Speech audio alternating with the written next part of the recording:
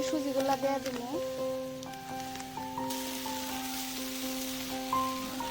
বানিয়ে নিছি, সুজিটাও বানিয়ে নিছি, এখানে টমেটো ভেজে নিছি।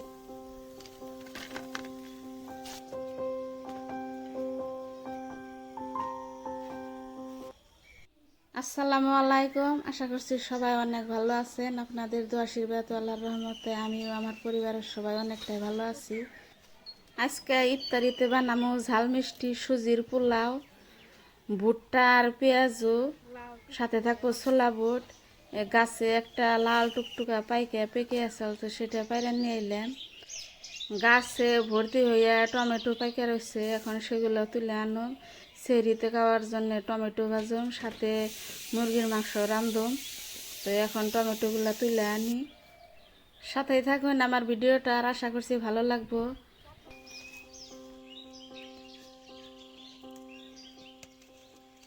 গাছে টমেটো পাইকে ভর্তি হয়ে রয়েছে।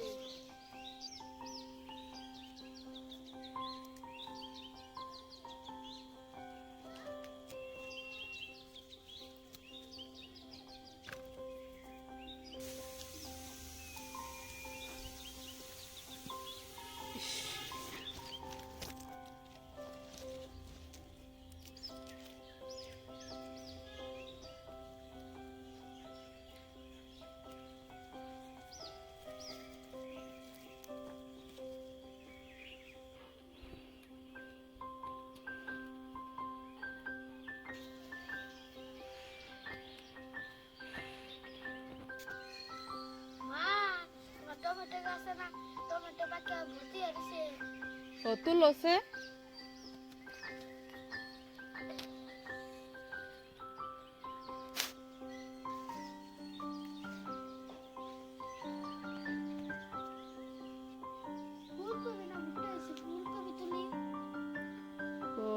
ফুলকপি কি দিয়ে রান্ধুম?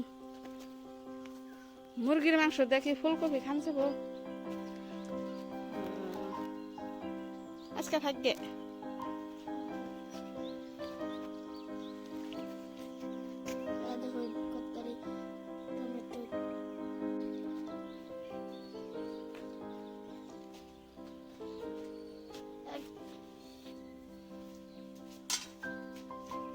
আজকে ইফতারের জন্য মাকই দিয়ে পেঁয়াজ বানাবো, তার জন্য এটা কাঁচা মাকই, মাকইগুলো এখন এড়িয়ে নিই।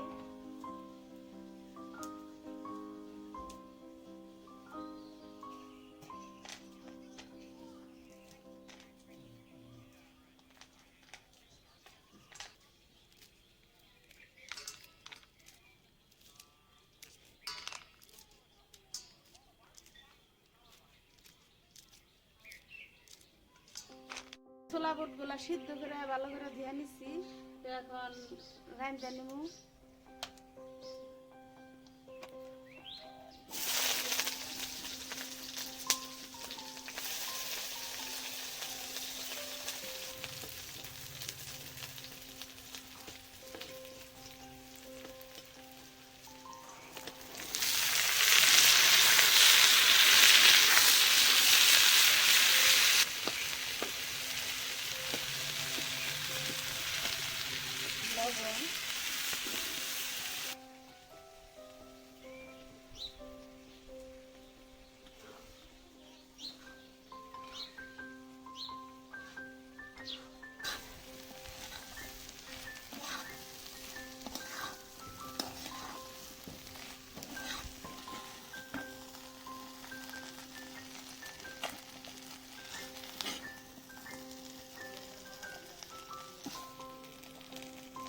আমি ইফতারিতে খাওয়ার জন্য ঝাল মিষ্টি সুজি বানাবো, তার জন্য চুলায় কড়াই দিয়ে দিছি। পেঁয়াজ, কাঁচামরিচ,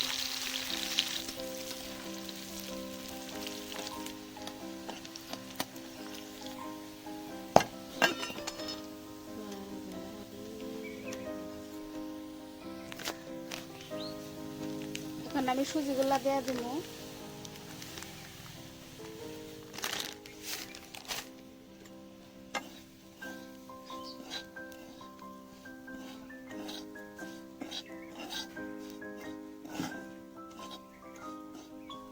দিয়ে দিব একটু লবণ।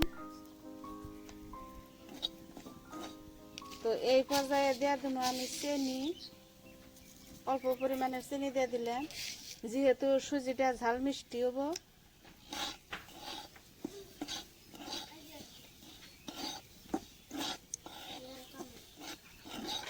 সুজিটা ভাজা হয়ে গেছে, এখন ফুটন্ত গরম পানি দিয়ে দিন সুজিতে।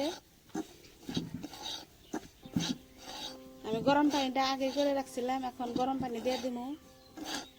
তো এই সুজিটা বানাইতে কিন্তু ঠান্ডা পানি দিলে হইব না, ঠান্ডা পানি দিলে সুজিটা ঝরঝরা হইব না, খাইতে ভালো লাগবে না। তাই ফুটন্ত গরম পানি দিতে হয় সুজিতে।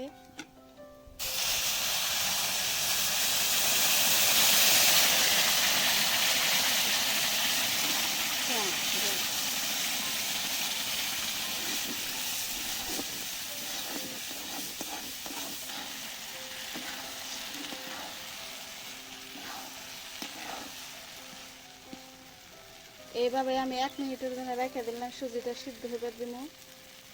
1 মিনিট হয়ে গেছে, সুজিটা সিদ্ধ হয়েছে। তো এখন আমি দিয়ে দিব অল্প ঘি এই সুজিতে। ঘিটা দিলে সুজিটা খাইতে একটু ভালো লাগে, সেন্ট আসে, তার জন্য ঘি দিয়ে দিলাম আমি।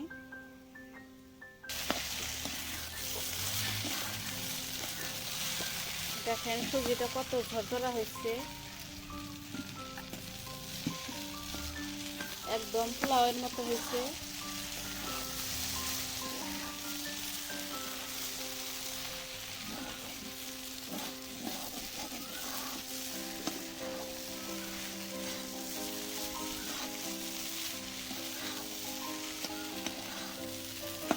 আর সুজিটা হয়ে গেছে, এখন নামিয়ে নিই।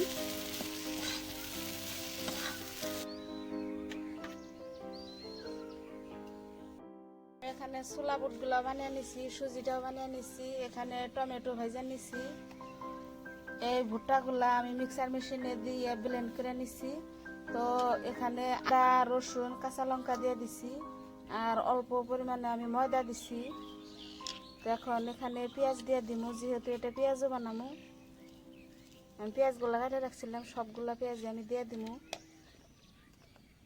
করি